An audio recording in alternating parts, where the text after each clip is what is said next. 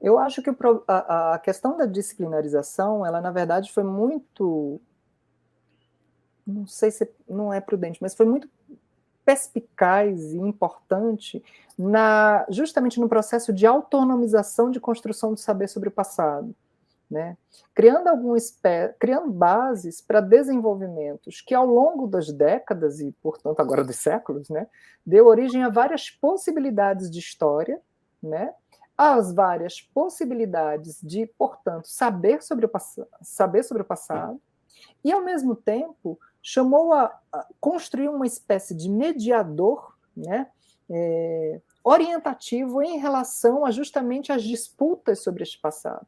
Uma das coisas mais interessantes dos estudos de história pública, dos estudos visuais, dos estudos de celebrações, dos estudos de história da historiografia, é justamente evidenciar que o passado nunca esteve fechado, né? Que o passado, no final das contas, sempre esteve sendo disputado cotidianamente e presentemente, né? No momento da enunciação dos discursos históricos. Quer dizer, qualquer fala de historiador, em qualquer momento, é, na verdade, uma disputa com o agora, né? É, na verdade, uma relação específica com este agora que se desenvolve. Então, eu penso que o processo de disciplinarização foi muito útil, no final das contas, para permitir justamente com que surgissem ferramentas capazes de serem mobilizadas no espaço público, né? Ferramentas que a gente vai chamar aqui de disciplinares ou científicas, se você preferir, né? Que permitem um diálogo efetivo com os outros campos de saber. A história não é o único saber sobre o passado que se constitui do século XVIII para cá, não é? Você tem a geologia, você tem um grande ramo específico da astronomia, como história do universo, você tem, por exemplo, a paleontologia, você tem a arqueologia, você tem a história da arte, você tem um conjunto de disciplinas que estão passando por um processo, literalmente, de cientificização, né, no sentido de diálogo com os métodos científicos, e que tem, por fim, no final das contas, produzir uma espécie de mediador comum entre a produção dos vários passados atuantes socialmente.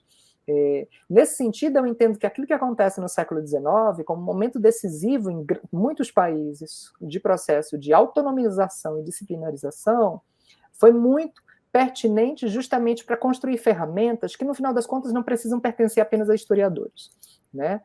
Eu acho que essa é uma questão fundamental. Inclusive, se a gente pensa, por exemplo, a questão do ensino de história, né, da apropriação do procedimento histórico e de aspectos do método histórico na formação dos cidadãos, né, que é o entendimento, em alguma medida, do ensino de história no Brasil, você tem literalmente uma possibilidade de que isso se espraie socialmente e sirva como mediador nas relações humanas, né? A gente pode dizer a mesma coisa do ensino de história das ciências, né? A gente pode dizer a mesma coisa dos estudos de biologia, dos estudos de química, física e por aí vai. Na medida em que esses estudos adquirem eles são produzidos metódica e disciplinarmente, eles são, no final das contas, controlados por pares, eles adquirem um conjunto de procedimentos que os limitam seus alcances, mas também abrem as suas possibilidades, né? E na medida em que, por exemplo, isso sai desse lugar fechado, que é o lugar do cientista, para pegar uma metáfora aqui do físico, isso tem alcance social diferenciado.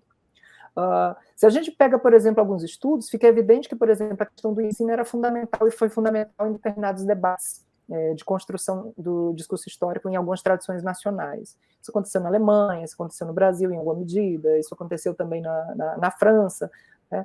Isso aconteceu na Itália. Quer dizer, os historiadores, em determinado da época, estão se tornando cientistas, ou se assim se acredita, mas também estão pensando para que serve esse método, que ele tem que se espraiar socialmente, ele tem que atuar em algumas outras dimensões.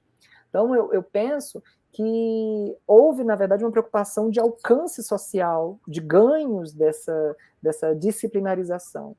O que eu penso, porém, é que a partir de um processo cada vez mais intenso de imersão nos ambientes de produção, nos lugares sociais do historiador convencionais, né, como, por exemplo, a universidade em especial, mas também os institutos históricos, em alguma medida, num determinado momento, pelo menos, você tem ali, me parece que aí você teve um afastamento, principalmente a partir de no século XX, um certo afastamento dos ganhos da disciplinarização no debate público, porque pareceu cada vez mais que nós historiadores sabíamos o passado que deveria ser sabido por todos, né?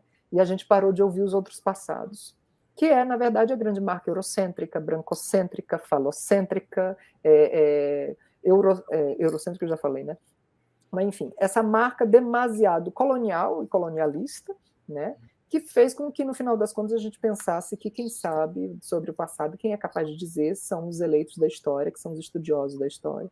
Obviamente, isso nunca foi homogêneo em período algum, né? A gente teve variações sobre isso, mas, no final das contas, nós sabemos, pelos nossos currículos no Brasil contemporâneo, nós sabemos pelo tamanho da discussão decolonial, que hoje em dia ganhou o país como um todo, né? Que se a gente está reclamando muito por novas histórias, é porque a gente reconhece que na universidade, em especial, as histórias continuam muito parecidas com aquelas de antes.